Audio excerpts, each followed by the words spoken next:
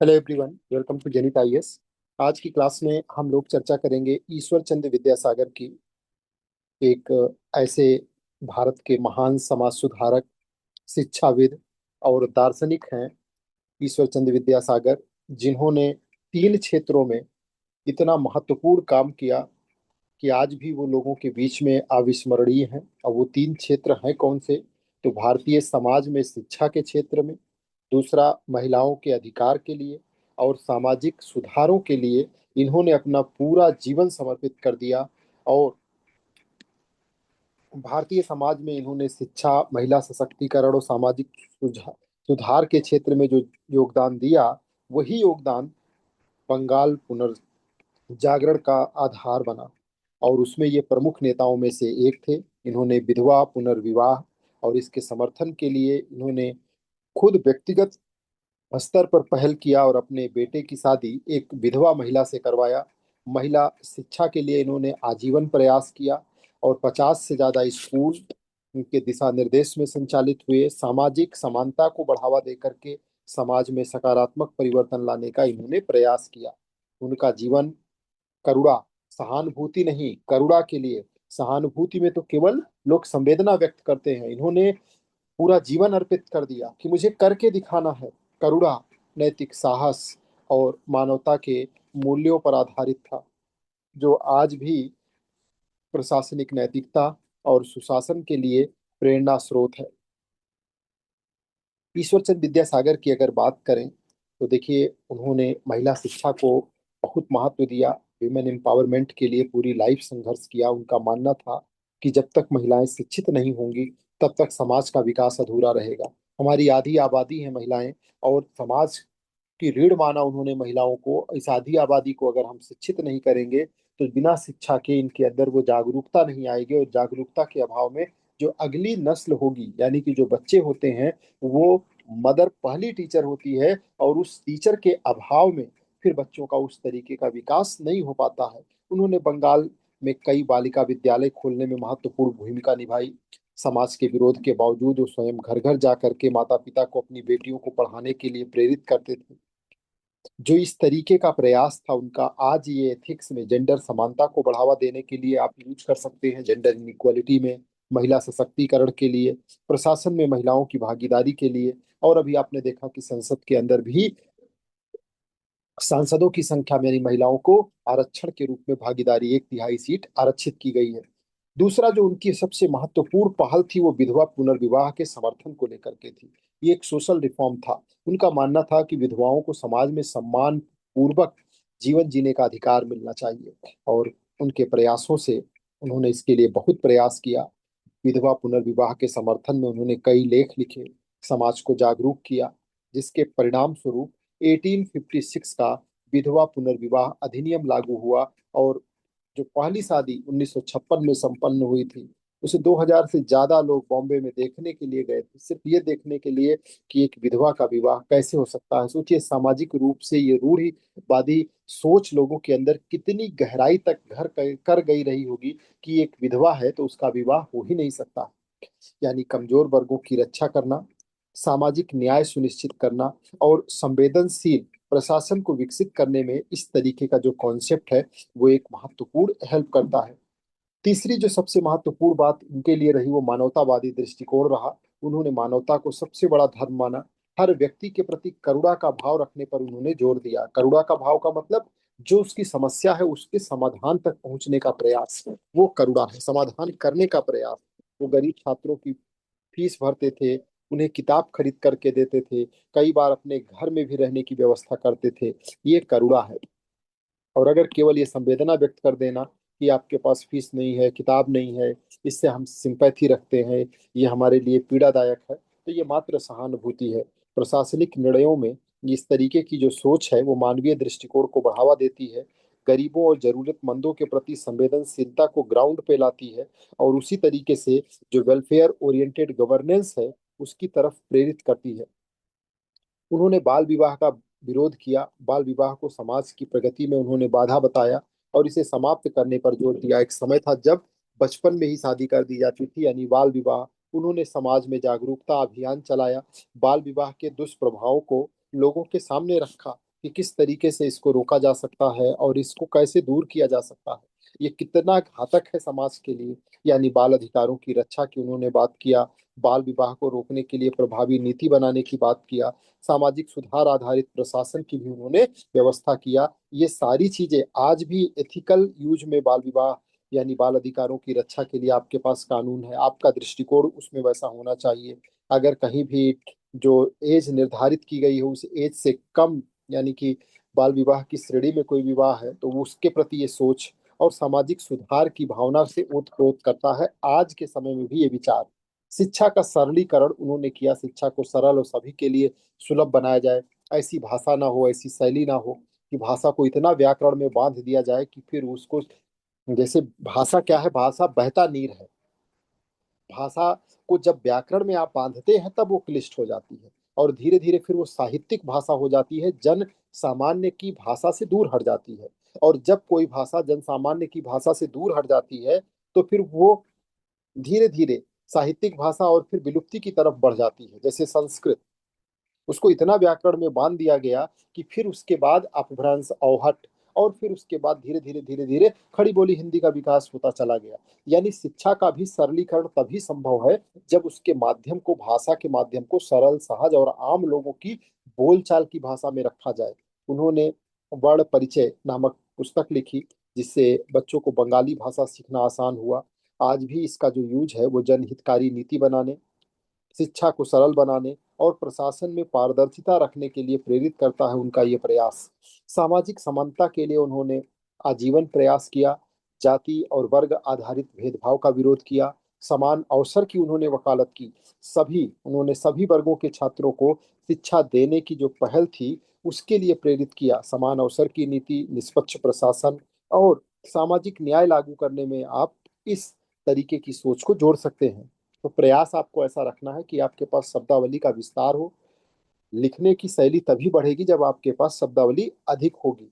नैतिक साहस, उनका नैतिक साहस था कि बच्चों की पढ़ाई के लिए, बच्चियों की कम विवाह में शादी के लिए उस समय की जो व्यवस्था थी उस व्यवस्था के खिलाफ जाकर के उन्होंने आवाज उठाई। और ये कोई वही व्यक्ति कर सकता है जिसके पास मॉरल करेज हो। सही कार्य के लिए उन्होंने विरोध का सामना करने के लिए प्रेरित किया, उन्होंने सिखाया कि ऐसा है तो ऐसा किया जाना चाहिए। विधवा विवाह के समर्थन में उन्होंने समाज के कठोर जो भी थे नियम उनका सामना करना पड़ा, फिर भी अपने विचारों पे वो अडिग रहे क्योंकि उनके साथ जो था अंदर से मॉरल करेज था वो बिल्कुल मजबूत था। तो यानी कि इसका इसका आप क्या सीख लेंगे कि दबाव में भी सही निर्णय लेना, किसी तरफ झुकना नहीं, किसी भी पक्ष को अपनी ओर आकर्षित करने से खुद को तटस्थ रखना, नैतिक नेतृत्व विकसित करना और भ्रष्टाचार के खिलाफ आवाज उठाने के लिए हमेशा सशक्त रहना। हम बदलेंगे, सब बदलेंगे। हम सशक्त होंगे तो हमारे ऊपर वाले और हमारे नीचे वाले जहां भी हम हैं, अगर आप अपने अंदर सच्चाई की रोशनी लाएंगे तो वो रोशनी ऊपर वालों को भी प्रकाशित करेगी, नीचे वालों को भी प्रकाशित करेगी। और ऐसे अगर प्रकाश वालों की संख्या बढ़ेगी तो हर तरफ फिर उजाला ही उजाला होगा और अंधकार, चाहे वो भ्रष्टाचार का हो, चाहे कुशासन का हो, चाहे किसी तरीके के दबाव का हो, वो सब मिटता चला जाएगा। ईमानदारी और सिद्धांतवाद, इंटीग्रिटी की उन्होंने बात किया, सिद्धांतों को सर्वोपरि रखा और उससे उन्होंने कभी समझौता नहीं किया। जब कोई व्यक्ति जो सिद्धांत, जो प्रिंसिपल अपने जीवन का लेकर के चलता है, अगर उसके खिलाफ काम करने लगता है तो उसकी छवि डाउन हो जाती है। जब उनके सिद्धांतों के खिलाफ कार्य करने को कहा गया तो उन्होंने पद छोड़ दिया। और इस तरीके के कई आईएएस अधिकारी हैं जो अपने पदों की नाजीर देते, लेकिन इनकी संख्या बहुत कम है। ऐसे अधिकारियों की संख्या कम है, इसका बढ़ना जरूरी है। आपको अपने मन में इस तरीके के विचार को मजबूती से रखना है, तभी आप इन महापुरुषों के जीवन से जो वास्तविक शिक्षा लेनी है वो ले पाएंगे। मैं आपको एक कहानी सुनाता हूँ कि एक पहेलिया था, जंगल में जाता था और वहां पे वो चिड़ियों का जो है जाल बिछाता था, चिड़ियों को पकड़ता था, शिकार उनका लेकर के पकड़ के लाता था, फिर ले जाके बाजार में बेचता था। एक दिन उस रास्ते से एक संत गुजरे तो उन्होंने देखा कि ढेर सारे पक्षी जो है वो पेड़ों पे बैठे हुए हैं। तो उन्होंने उनको ये पाठ पढ़ाने का प्रयास किया कि ये बेचारे बहेलिए के चक्कर में फंस जाते हैं, फिर उनके जाल में फंसते हैं, इनका जीवन जो है पराधीन हो जाता है, दुख का उदय हो जाता है इनके जीवन में। तो हम ऐसा क्यों ना करें कि इनको आज ट्रेनिंग दे देते हैं और सिखा देते हैं कि बहेलिया आएगा, जाल बिछाएगा, दाना डालेगा, मुझे फंसाएगा, हम नहीं फंसेंगे। और संत ने समय दिया, बैठे, और उन्होंने सारे पक्षियों को इकट्ठा किया और उनको सिखा दिया, रटा दिया कि बहेलिया आएगा, जाल बिछाएगा, दाना डालेगा, मुझे फंसाएगा, हम नहीं फंसेंगे, नहीं फंसेंगे। और वो पक्षी ट्रेंड हो गए। इधर बहेलिए की कुछ तबीयत बिगड़ गई, तो वो जंगल में जा नहीं पा रहा था। उसने अपनी जगह पे अपने बेटे को भेजा। बेटा गया, तो चिड़िया जो है, जैसे वो पहुंचा, तो चिड़िया उसी स्वर में वही गाना गाने लगे कि बहेलिया आएगा, जाल बिछाएगा, दाना डालेगा, मुझे फंसाएगा, हम नहीं फंसेंगे। तो वो नर्वस हो गया। उसने सोचा ये तो सब ट्रेंड हो गए हैं, यानी अब तो ये रोजगार खत्म। तो वो घर आया उल्टे पांव लौट करके, और पिता से अपने बोला कि वो तो सब काफी ट्रेंड हो गए हैं, वो कह रहे हैं कि बहेलिया आएगा, जाल बिछाएगा, दाना डालेगा, मुझे फंसाएगा, हम नहीं फंसेंगे। उसके पिता ने कहा कि क्या तुमने जाल बिछाया, दाना डाला? उसने कहा नहीं, हमने तो सुना, हम चले आए। कहा तुम जाओ और वापस जा करके तुम जाल बिछाओ, दाना डालो, और फिर उसके बाद देखो। तो गया, जाल भी बिछाया, दाना डाला। वो सारे पक्षी आए और उस पर बैठ गए। बैठने के बाद फिर भी वो गा रहे थे बहेलिया आएगा, फंस भी गए। और कहे जा रहे हैं कि बहेलिया आएगा, जाल बिछाएगा, दाना डालेगा, मुझे फंसाएगा, हम नहीं फंसेंगे। तो ये कहने का मतलब ये है कि ये चीजें एथिक्स को केवल पढ़ करके और वहां कॉपी में लिख करके आने की ये विषय वस्तु नहीं है। इसलिए आपको एथिक्स का पेपर नहीं पढ़ाया जा रहा है सिविल सर्विसेज के द्वारा। इस एग्जाम में इस पेपर को शामिल करने की मुख्य भूमिका आपके आंतरिक सॉफ्टवेयर में परिवर्तन लाना है। और जब आप अपने आप आंतरिक सॉफ्टवेयर में परिवर्तन लाएंगे, तो वैसी नस्लें तैयार होंगी जो वास्तविक रूप से एक नए प्रकाश से प्रकाशित होकर के सिस्टम में प्रवेश करेंगे। और फिर उस सिस्टम के अंदर जहां जहां अंधेरा है, वो अंधेरा अपने आप कटता चला जाएगा। आपके पास मॉरल करेज होगा, आपके पास एथिक्स की वो मेन वैल्यूज होंगी, वो सिद्धांत होंगे, वो ईमानदारी की गहराई होगी, जिसको कोई भी नहीं हिला पाएगा। और जब उस प्रकाश पुंज के साथ आप वहां पहुंचेंगे, उस पद पर विराजमान होंगे, तो उस किरण से ऊपर वाले भी, नीचे वाले भी, लेफ्ट राइट, हर तरीके के जो पद हैं, जो आपसे जुड़े हुए लोग हैं, उस प्रकाश से प्रकाशित होने लगेंगे। आपकी एक छवि अच्छी बनेगी। और उसके साथ साथ जो एथिक्स का यूज है, वो रियल में लोगों को मिलेगा, जन समूह को मिलेगा, प्रशासन निजी होगा, और आगे की व्यवस्थाएं भी अच्छी और सुचारू बनती चली जाएंगी। तो हमें इसको अपने जीवन में उतारना है। इसको सिर्फ और सिर्फ ये नहीं कि हमको इसको सिद्धांत में रखना है, बल्कि अगर उसके खिलाफ कोई स्थिति जाती है, तो हमें पहले से तैयार रहना है कि वो हम अपनी छवि ऐसी रखेंगे कि ऐसा कोई अंधेरा हमारे सामने आ ही ना सके। प्रशासनिक ईमानदारी हो, किसी का माइक ऑन है, प्लीज माइक बंद कर लीजिए।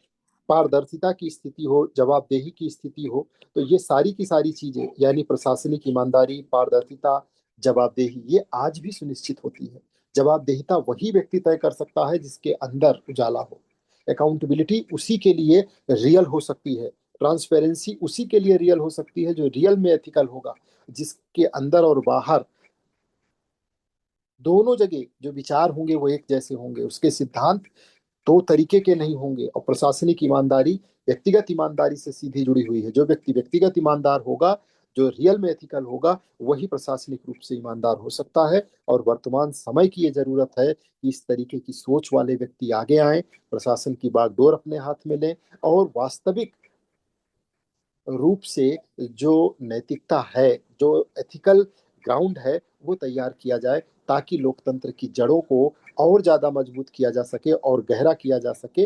ताकि किसी भी तरीके की, चाहे वो भ्रष्ट आचरण हो, चाहे वो कुशासन हो, चाहे और तमाम तरीके की समस्याएं हो, उन सब से निजात पाया जा सकता है। गरीबों की सहायता के लिए ईश्वर चंद्र विद्यासागर ने सदैव प्रयास किया। कमजोर वर्गों की मदद को उन्होंने सबसे बड़ा धर्म माना, और गरीबों की आर्थिक सहायता वो करते थे, जरूरतमंदों की मदद करते थे। इस तरीके से उन्होंने अपने पूरे जीवन को त्याग और समर्पण के लिए बलिदान किया। आज अगर आप इसको देखेंगे, तो कहीं ना कहीं गवर्नेंस के अंदर, अगर इंक्लूसिव गवर्नेंस आप देखोगे, समावेशी, तो वो चीज यहाँ पर आपको देखने को मिल सकती है। वेलफेयर स्कीम्स को लागू करने की बात है, तो ये सही तरीके से हो। गवर्नमेंट जो स्कीम्स बनाती है, उसका लाभ उन जो लक्षित वर्ग है उस तक पहुंचे। गरीबों के हितों की रक्षा के लिए कंटिन्यूअस प्रयास किया जाए। ये सारी की सारी चीजें आज भी प्रासंगिक हैं। समाज सुधार में नेतृत्व, उन्होंने जो एक सच्चे नेता को समाज में सकारात्मक बदलाव लाना चाहिए, उसके लिए प्रयास करना चाहिए, उसका जो विचार हो वो लोगों को गहराई तक प्रभावित करे, दिशा दे और लोगों को एक हृदय परिवर्तन के लिए वो तैयार कर सके। इस तरीके की सोच होनी चाहिए। बंगाल में सामाजिक सुधार आंदोलन उन्होंने चलाया और समाज को नई दिशा दिया, लोगों के हृदय को परिवर्तित किया, उनके अंदर सोचने का जो तरीका था उसमें बदलाव लाने का प्रयास किया। और जब इस तरीके की सोच शुरू होती है, घर में बच्चे पढ़ करके आ रहे हैं, नई नई चीजें सीख करके आ रहे हैं, घर के लोगों को उसे बता रहे हैं, तो अपने आप शिक्षा खुद में प्रकाश है। शिक्षा जहां जहां जाएगी, जिस जिस रूप में जाएगी, वो अपने साथ ढेर सारा प्रकाश और रोशनी लेकर के जाती है। वो भीतर के अंधकार को छाट देती है। सिर्फ आपके नहीं, आपसे जुड़े हुए हर लोग, जहां भी ज्ञान पहुंचता है वहां उजाला आ जाता है। तो इसीलिए कहा गया है कि जहां जहां सरस्वती जी पहुंचती हैं वहां अंधेरा रह ही नहीं सकता।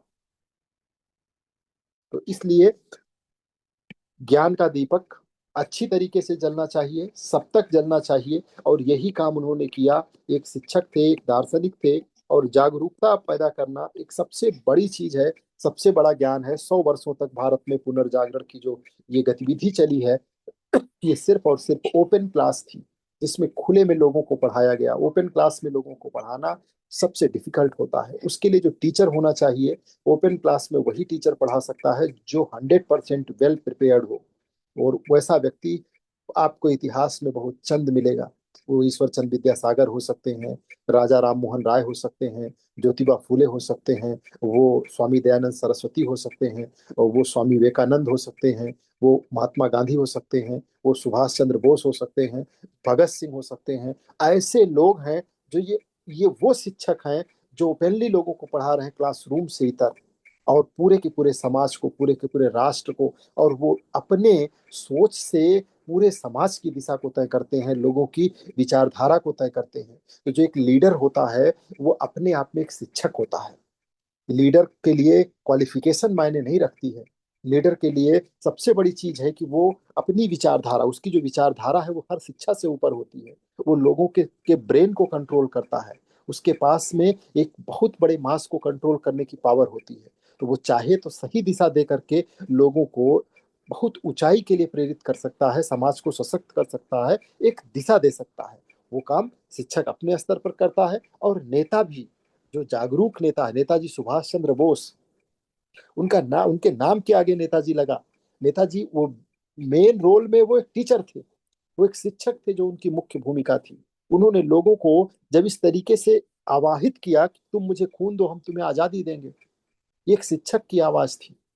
और पूरा जीवन अपना लोगों में मोटिवेशन भरने के लिए, आज़ादी के प्रति, देश प्रेम के प्रति लोगों को कनेक्ट करने के लिए, और किस तरीके से अंग्रेजों को चुनौती दी जा सकती है। और उनके सामने एक बहुत बड़ा चैलेंज, आगे हम सुभाष चंद्र बोस को देखेंगे तो आप समझने का प्रयास करेंगे कि ये लोग किस तरीके से सामाजिक परिवर्तन को या समाज को एक नई दिशा देने के लिए पूरी तरीके से प्रयास करते हुए आपको नजर आएंगे। आज अगर इसके यूज की बात करें तो देखिए, नैतिक नेतृत्व तो एक बहुत बड़ी चीज होती है। और एक ब्यूरोक्रेट्स के लिए ये एक इम्पॉर्टेंट स्टेप होता है कि नैतिक नेतृत्व दे लोगों के लिए। एक जिलाधिकारी, डिप्टी एसपी, एसपी, एसएसपी, ये सब आइकॉन होते हैं। लोग फॉलो करते हैं, लोग उनकी बातों को ध्यान से सुनते हैं, गंभीरता से लेते हैं। तो उनके नेतृत्व में नैतिकता भी झलकनी चाहिए। प्रशासनिक सुधार के लिए लगातार प्रयासरत होना चाहिए। और समाज केंद्रित नीति का निर्माण हो और उसका अनुपालन सुनिश्चित हो सके, इस पर भी काम किए जाने की जरूरत है। तो ईश्वर चंद विद्यासागर ने शिक्षा, मानवता और सामाजिक न्याय के माध्यम से भारतीय समाज को एक नई दिशा दिया। उन्होंने महिला शिक्षा, विधवा पुनर्विवाह, सामाजिक समानता, ये सब शब्द नहीं है, इनको शब्द मत समझिएगा कि महिला शिक्षा कोई शब्द है। महिला शिक्षा अपने आप में एक बहुत बड़ा कदम है, जो कि इतिहास के पन्नों में समाया हुआ है। ये आपका पास्ट है, और एक गहरा पास्ट है, जिसके लिए कितनी लंबी लड़ाई चली। विधवा पुनर्विवाह, सामाजिक समानता, ये हमारे समाज की व्याप्त वो खामियां थी जिनको दूर करने के लिए सैकड़ों साल संघर्ष करना पड़ा। तब जाकर के हम इन बेड़ियों से मुक्त हो पाए। और जब हमारी ये बेड़ियां टूटी हैं, तब फिर वास्तविक आज़ादी के लिए जो संघर्ष था, जो वास्तविक गुलामी की बेड़ियां थी, वो टूटी और हम आज़ादी को प्राप्त किए।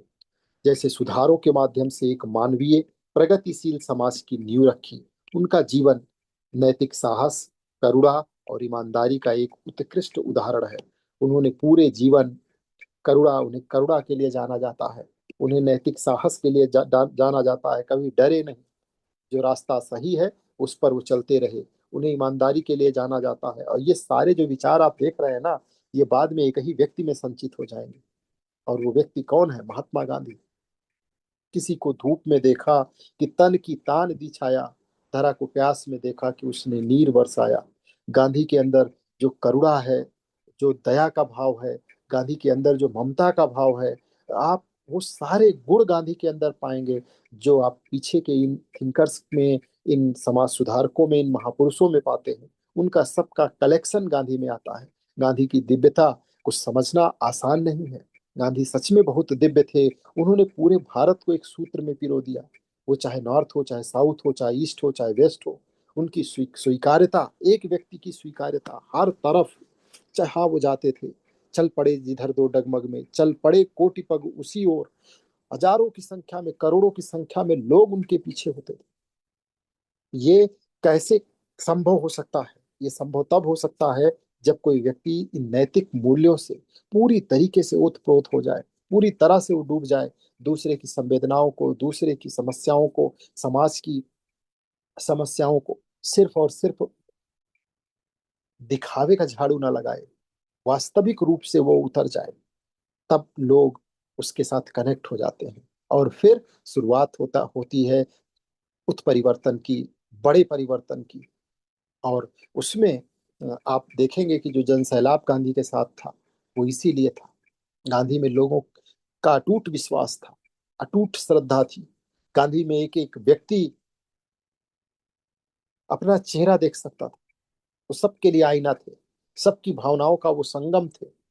वो लोग उन्हें ये महसूस कर सकते थे कि जो अपेक्षा मेरी है उसकी पूर्ति गांधी कर देंगे। इतना बड़ा हृदय, इतनी विशाल सोच, इतना बड़ा दृष्टिकोण कैसे संभव हो सकता है? ये सब संभव हो सकता है जब मानव एथिकल बन जाए, नैतिक बन जाए, और इन नैतिक मूल्यों के साथ अपने आप को कनेक्ट कर ले। गांधी को आपने कभी गुस्सा करते हुए देखा? गांधी को आपने किसी क्रोध में देखा?